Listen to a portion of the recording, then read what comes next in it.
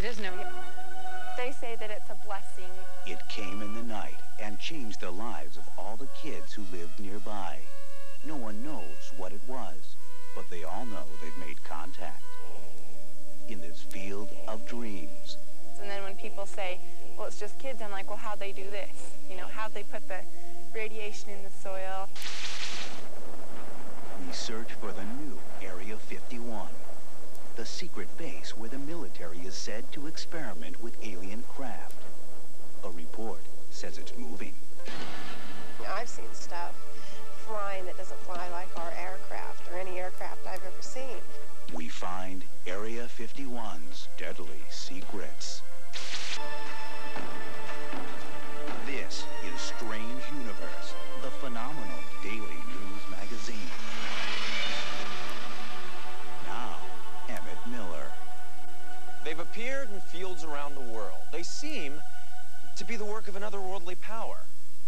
And we've just found the latest ones in Utah. But this is not just another story about crop circles. This one is about kids and magic.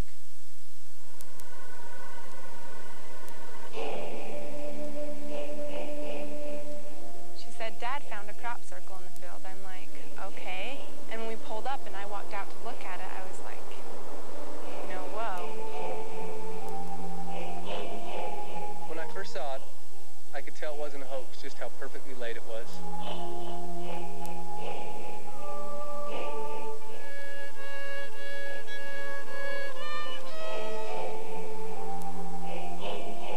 The fields around Smithfield, Utah are yielding a bumper crop this year.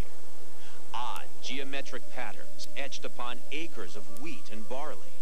Huge mosaics of matted grass transformed overnight from simple scenery to indecipherable symbols. It's just beyond imagination of how perfection that was done. Well, I can't see any way that it could have been done by a human. And that's what would tell me that it wasn't a hoax. News of the development in their barley field electrified Gary Hansen and his family. On a quiet Sunday, they came home from church to find another soul-searching question waiting in their backyard. What hath heaven wrought? It's not in the middle of the, nowhere. It's right next to the highway, and it's pretty much in an open area where anybody could see something going on. Megan Hansen will never forget hearing something the night before the circle was discovered. Strange sounds coming from the direction of the barley field. I was watching TV, and I just heard strange noises outside. And there was a noise of like two pulses, of maybe a beep. It was kind of a tone. Just different noises, and it's hard to explain. I just felt someone was, outside or something. But then I just kind of got watching TV and totally forgot about it. Her brothers, Dustin and Brooks, were on the scene the next morning, but only came away with more questions. I could notice that how perfect the grain was still. It had not been touched. I did notice one thing, there's no insects in there whatsoever. You look all around it, there's grasshoppers and crickets, but there's nothing in the circle at all. It's gotta be something not human. The way everything's set up, perfect, everything. Not human. As word got around, the Hansen family strung police tape around the field to protect any more of it from being flattened by curiosity seekers. Because to the Hansens, this is a family affair on a hard-working family farm. They may not know what to make of the mystery in their barley, but they say they've reaped something positive from it. According to Kathy Hansen, the enigma across the road has surprisingly made them even more of a family.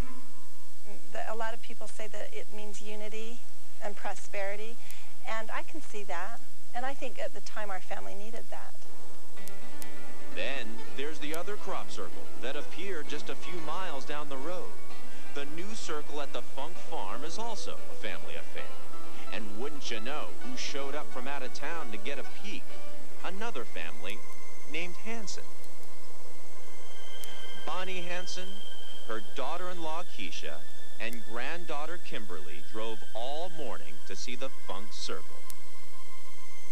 and they came prepared. Bonnie Hansen brought some amount of expertise, having visited crop circles around the world. So it isn't something that's far out. It's more like energized quantum physics is what it's almost like. Keisha Hansen brought some scientific dowsing instruments, constructed of drinking straws and clothes hangers. See, I can say, show me the energy of this field, of the whole field. And see them go. And her daughter, Kimberly Hansen, well, she brought her violin. I started to play my violin right over there. And what happened? I heard some angels clapping.